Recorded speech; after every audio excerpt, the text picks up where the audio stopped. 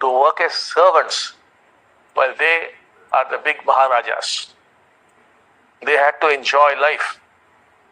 So if you are a big rich man and you want to enjoy life, you need a lot of servants, a lot of helpers, workers. So they needed that. For that they produced these people. Now to keep these under control, you have to introduce some kind of suffering in them. Otherwise you cannot keep them under control. You cannot make them work. So all those requirements were there, and that's how we were designed. And there was a difference of opinion among them. Some said, let us not do this experiment because tomorrow they might turn against us. They might drive us out.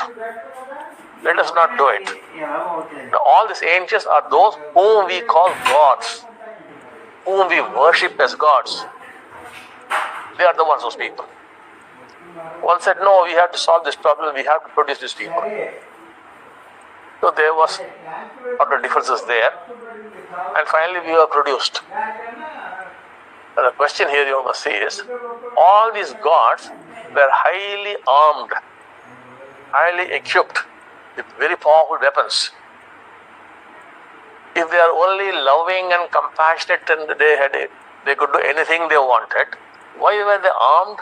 Why were they equipped with all kinds of weapons for destroying us? They had all those things. They were living in fear of us. We lived in fear of them. They lived in fear of us. Now, I'll give you an example. There's a village, I'm not giving details again, where some kind of structure, not exactly a temple, some kind of a structure is there, where it seems to be a place where somebody was buried. It's not in our country. And every year, people on one day go around the place and they sing a song. And do you know what is the song? The song is, today we killed a god. They're all called gods. Today we killed a god. So they killed a god and they're celebrating it. So that is, there was a conflict between these two.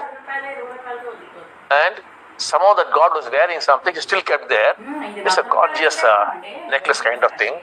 And it is possibly around 8 feet in height. So they were the people who had their own territories divided. Powers, they had different kinds of powers with them. They had their own troops, their own armies. They had, and they had equipment. All, of course, when the British came to India, the British were only around 1,000 officers and 10,000 soldiers at one point of time. And the rest of all the people who were fighting were Indians. So the British came, they robbed the Indian money, paid the Indians, and kept them as their soldiers. Here we are all working with the gods, and there are fights among the gods. So we used to be fighting on this side, on that side, we were fighting. So all this kind of thing happened. So you are programmed to be a slave and a servant, to be in suffering. Look into yourself, at the core of your being, what is there? The core of your being is fear, nothing but fear. You are nothing but fear. That's what's inside you, deep inside you. Of course, you have been very clever in creating systems whereby you can manage your suffering, escape through this, escape through that. Through so many ways you can manage suffering. All that suffering need not be there. That fear need not be there. Just put in there. A slight genetic modification and your brain is affected and some areas are shut down, some are activated, and that's what you are. So you are artificial products, not by God. God did not create you. No, not at all. You are created by gods, whom we refer to as gods. They created you for their purposes. And also some of these gods, they fell in love with these humans and had children through them also. That also is another story. So now, our work is all about suffering. Where does this suffering come from? From the very fact that you are designed like that. You are not free at all. Look into yourself. You don't have freedom. Your mind is controlling you all the time. The same mind, you are having continuous problem with your father or with your wife or with somebody, some other player, some other person. Your mind is more like a record player. And the same record it is playing and playing and playing and playing. No, unless we change that record, how are you going to change? How are you going to improve your relationship? Through all our programs, you're slowly changing the record. If you cooperate, we can do it very, very fast. You do not cooperate so well. That's why it takes time. But once you change it, relationship becomes so very beautiful. But it was designed that it goes on playing the same record again and again. You're an eternal slave. So always moving from the past to the future. All your behavior is because you're a slave. So this being the case, when will you be really free of suffering? You have physical suffering, and that goes away. The psychological suffering comes. That goes away. Then there's spiritual suffering. But always there is suffering. You're never free of suffering because you are not meant to enjoy this life. You are trying to enjoy, but you are not designed. You're only a worker. If you're a worker in a house, you only give him some payment to work. That's all. You're not so much concerned about him. That is your condition. And if anything went wrong, you did not behave well, you are sacrificed.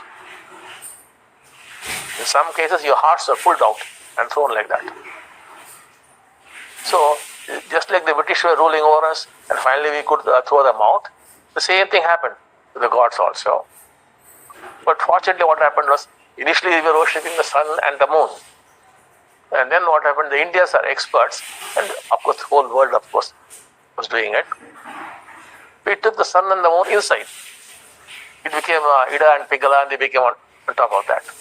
So similarly, these gods, after they were driven out, they were internalized. But the statues, the temples, give us a good idea of what they were doing, They were doing experiments in temples. They were trying to cross human beings with pigs, sometimes wolves, all kinds of funny things they were doing. Not just in India, Indonesia, in South America, in many places you get these things. They were doing all kinds of experiments. They were experimenters. And we are, like you do experiments on monkeys, on rats, like we do research on them, they were doing with us, but meant for that particular purpose. That is why the quote says, to set man free. This whole work is about setting you free. So that you become free till you become a god. Not that kind of a god, far superior to that. So we can go on talking about it, maybe some other time we'll talk about it. Thank you, Bhagawan. Next question, Bhagawan. Dear Shri Bhagawan, who are the gods? Oh.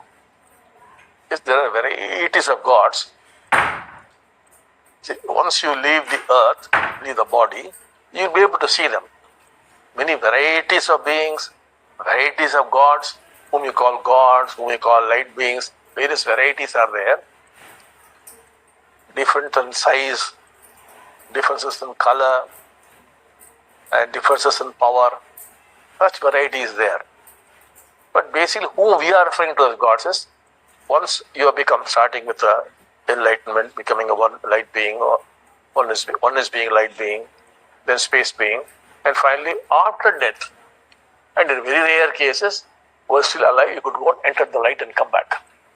And then you become a god with immense powers, and you could travel around helping people.